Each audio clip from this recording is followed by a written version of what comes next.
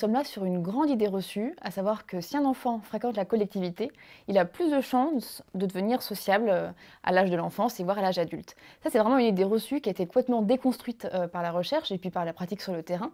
Il faut savoir d'abord que être sociable ou ne pas être sociable, c'est une question de tempérament à la base. On est tous avec un tempérament qui nous tend plus ou moins vers l'introversion ou vers l'extraversion quand on est plus grand.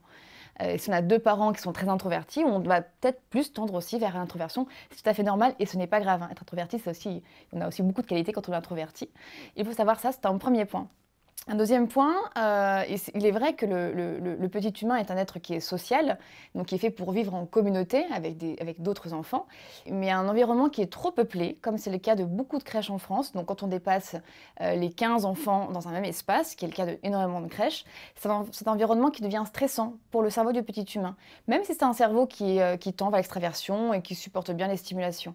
Trop d'enfants dans un même espace va créer du stress et va engendrer des conflits, des morsures, des tirages de cheveux, des coups, et c'est tout à fait normal. Il faut savoir aussi que ce n'est pas la quantité des interactions qui va rendre un enfant plus ou moins apte à communiquer avec les autres, mais la qualité des interactions. Du moment que l'enfant fréquente d'autres personnes que sa cellule familiale réduite, ça le sociabilise déjà. Et s'il a des relations de qualité chez son assistant maternelle, par exemple, chez sa nounou, ça va aussi engendrer, alimenter son envie d'aller vers les autres. Mais ce n'est pas la quantité des interactions qui va les rendre forcément meilleurs. Bien au contraire, et on le voit bien sur le terrain.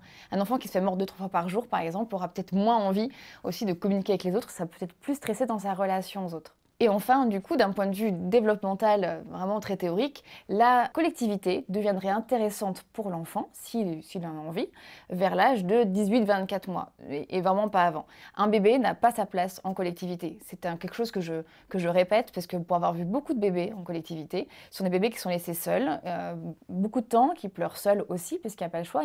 Quand on a un professionnel pour 5 bébés, on ne peut pas s'occuper de chaque enfant en même temps, simultanément. Donc c'est des bébés qui pleurent seuls, qui sont seuls. Or, le petit humain, naissant profondément immature, il a besoin de cette proximité, ce rapport 1 pour 1 avec l'adulte. Il est fait pour le 1 pour 1, il est programmé pour le 1 pour 1. Ce qu'on ne pourra pas lui offrir en collectivité, c'est impossible. Donc vers 18-24 mois, ça devient intéressant, une petite collectivité, dans une micro-crèche, donc 10 enfants dans le même espace, mais c'est un coût, c'est très cher. Ou alors peut-être dans une crèche familiale, chez une assistante maternelle par exemple.